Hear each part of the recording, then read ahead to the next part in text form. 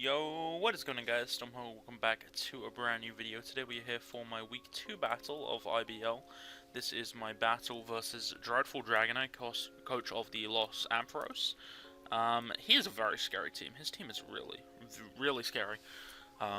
Like, he has so many threats, like Kieran Black, Megazam, Nihiligo, Buzzwole, and mainly against my team, Darmanitan. That mon is about to just 6-0 me on preview, which isn't the best, but I mean, it's definitely happening. It's just prep for this match was pretty difficult for me. Just like prepping for Dom specifically was incredibly hard because I just don't have a good Darmanitan switch in. My best one definitely is Zygarde, and I more feel like I needed Zygarde as an offensive breaker in this game. So yeah, I don't really have a counter to Dom, but other than that, I'm feeling pretty okay about my prep. So let's run through that.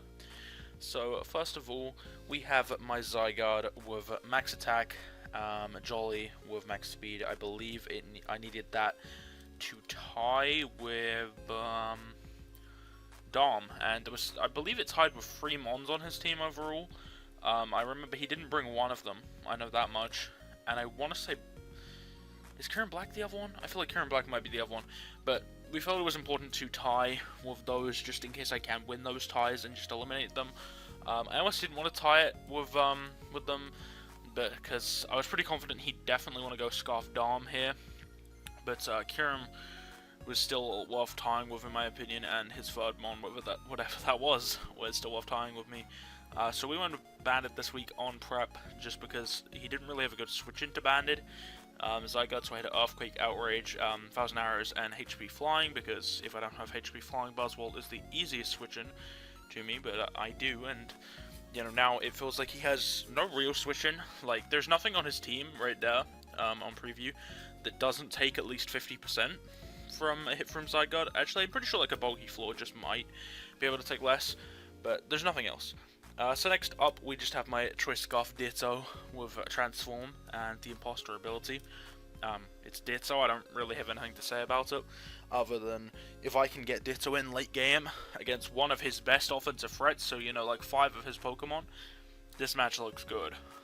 So next up, we have my Porygon 2 with the Eviolo with max HP, max defense, HP Fire, Try Attack, Recover, Toxic. I believe the max Fizz Def was needed so I could 100% take 2 hits from Kyurem.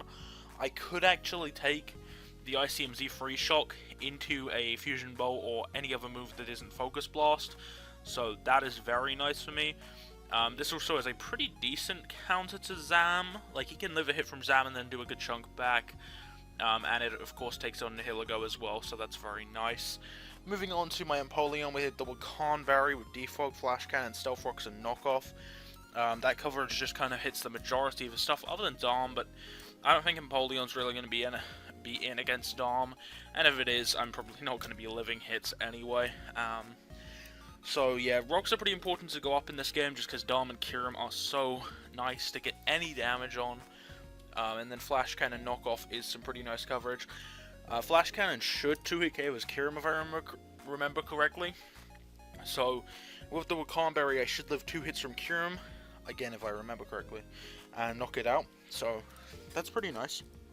And then just having knockoff for mainly the Zam and knocking off, you know, Scarf on Dom or whatever he decides to bring. I think Scarf is the best option, but he could go Bandit or something like that.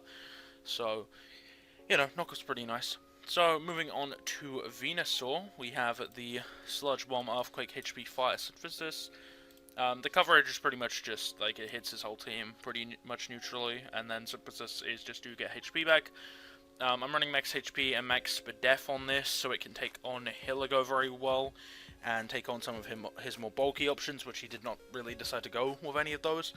Because, if I remember correctly, he actually has some pretty decent bulk. Even though he didn't bring it, he did actually have some good bulk. I don't exactly remember what he had, but I know he had some pretty decent stuff. I also forgot to mention my Empoleon is max HP, max defense, so just to try and take on Kieran Black a bit better. So yeah. And finally, we do have my Mimikyu with the max attack, max speed, Jolly, with Swords Dance, Shadow Sneak, Drain Punch, and Play Rough. Mimikyu also looks really good in late game here. or even as an early game breaker. Like if I get a Swords Dance up, I can kind of body him, especially if he hasn't broken that disguise. He'd probably have to sack off a Mon just to do that, which is so nice for me. So yeah, I'm feeling pretty good about my prep this week. So let us get right into the battles.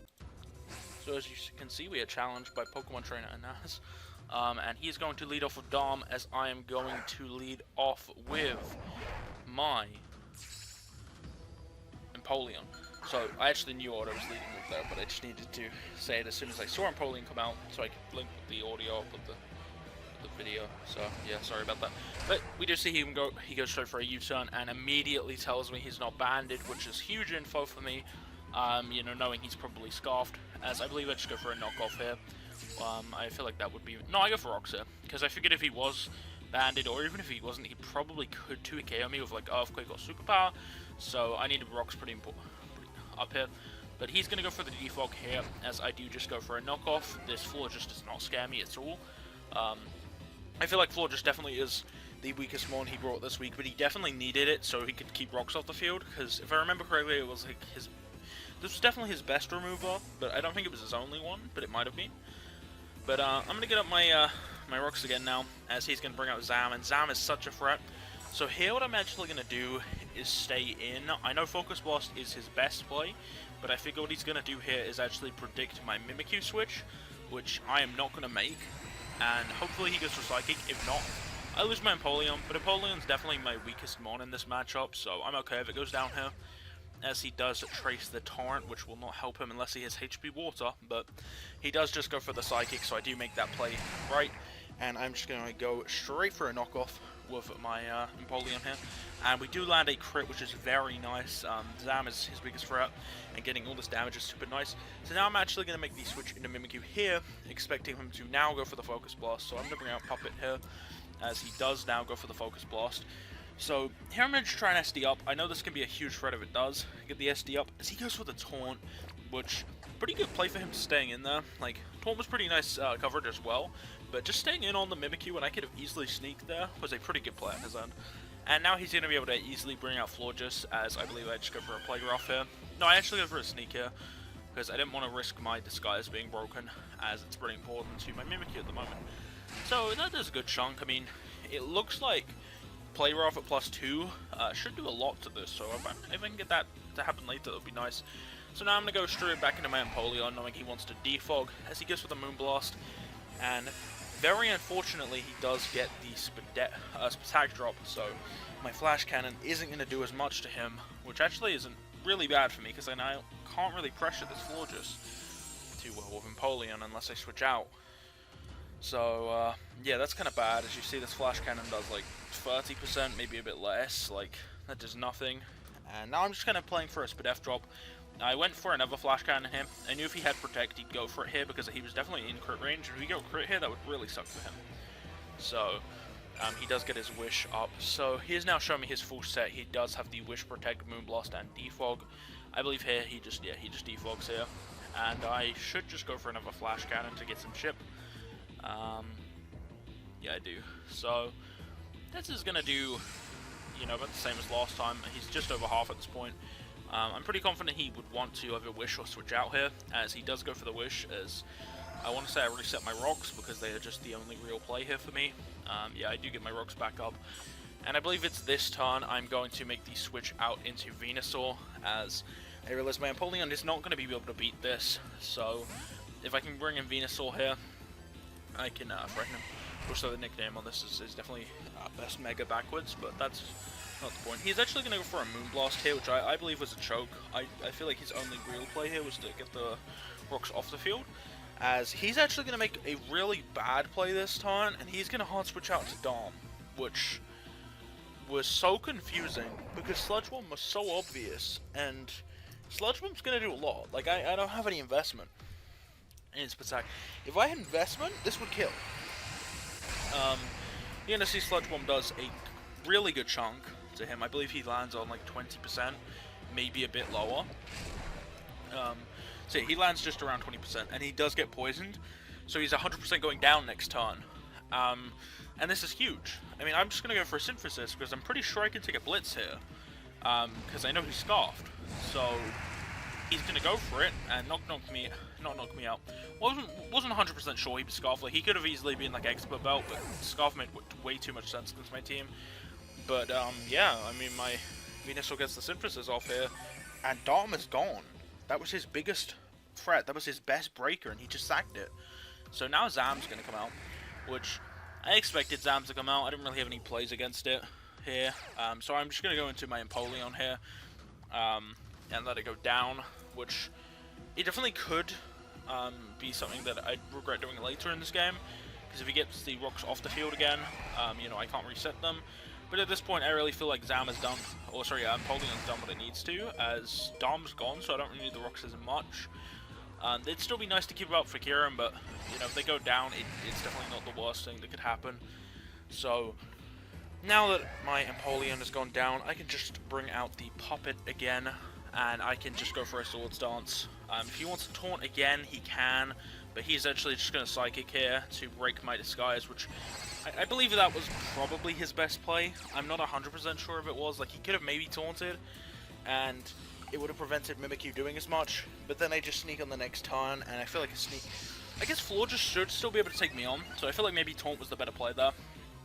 But, you know, what he did was fine, as the Disguise is gone, and now down goes Zam, which is great. Zam was definitely a huge threat as well, so that's great for me. And at this point, he's going to send out his Florges Bouquet, and I'm just going to click Play Rough. I mean, there's no reason to switch out Mimikyu at this point. There's nothing I can set up on, and this should go down potentially. And you do see it does to a crit there. Now, I'm not too sure how much that crit mattered, since I'm not exactly sure his bulk. I know he's max HP, max defense, but I don't know if he was bold. I'm gonna talk a bit about that after the game actually. So he's gonna bring out Nihi, as I just go for a Shadow Sneak here with Mimikyu, and it does so much. And at this point, he has to knock me out with this. This is the only mon he could have revenged with, which you're gonna see really does suck for him, because now I can just bring out my Ditto at this point, and yeah, I mean, Ditto's just gonna end this game. Like, there's nothing he can do against my my Kieran Black here, you know. I definitely was hoping to get Kieran Black as the thing I transformed into with this Ditto, but Nihilika goes great too, as I can just click Power Gem 3 times now, and unless he is I guess maybe Rock Resist Berry Kieran with like a lot of bulk could take this hit, or like Assault Vest Buzzwole with like max, like those are the only two things that could take this. And you're gonna see he sends out Buzzwole, but it is definitely not bulky enough. Buzzwole, this is just going to fall over to my Ditto here. So yeah, that is going to be the game. That is going to be a nice 4-0, I believe, in my favor. So another pretty nice win going forward to put us to 2-0 plus 6 differential, moving us to #1 in the league after 2 weeks. I'm feeling really good about this team so far. Over these 2 weeks, it's just worked so well for me. Running a more offensive team once again, which is something I definitely haven't been doing recently. This is the first Wi-Fi league I feel like I've drafted a more offensive squad. PCL, I had a very slow and bulky team, which I don't think was the best. I feel like it was a pretty bad team overall, but it did work somewhat. I mean, we made playoffs, so I guess it did work in a way. And my UPBA team is more bulk at this point. I was originally running more offense, and then I made some trades to make it more bulky somewhat. And I'm kind of liking how that team's working right now. You know, I definitely didn't start that season well, but hopefully I don't end it too badly. But this team I'm really enjoying. Mega Venusaur, of course, and P2, of course, to just, you know, be the bulky mons they are. Those two are really nice, and then just everything else is working so well this season so far. But, yeah, good game to Dread. I do want to talk a bit about that Florges crit. Now, I know he was max with max HP, max defense, but I don't know if he was bold or not. And I didn't ask him, which I probably should have, I realize. Now, if he was not bold, well, actually, either way, it was a roll to knock him out without the crit. If he was not bold, it was a 75% chance to kill, meaning it was easily in my favor, so the crit did not really matter. If he was bold with max, there was a 25% chance I knock him out. So the crit may or may not have mattered. If he was bold, it probably did. If he wasn't bold, it probably didn't. But yeah, this was definitely a game. Now, had I not crit Florges, had it lived, he could have moonblasted me, and with my life orb hits, I would have gone down at that point with my Mimikyu. So I would have not been able to get any damage on Nihi, and I wouldn't have been able to go into Ditto yet and sweep. But I still had my P2, my Mega Venusaur, my Ditto, and my Zygarde, and I feel like what I would have done is just go into Zygarde at that point, as I just pressure everything.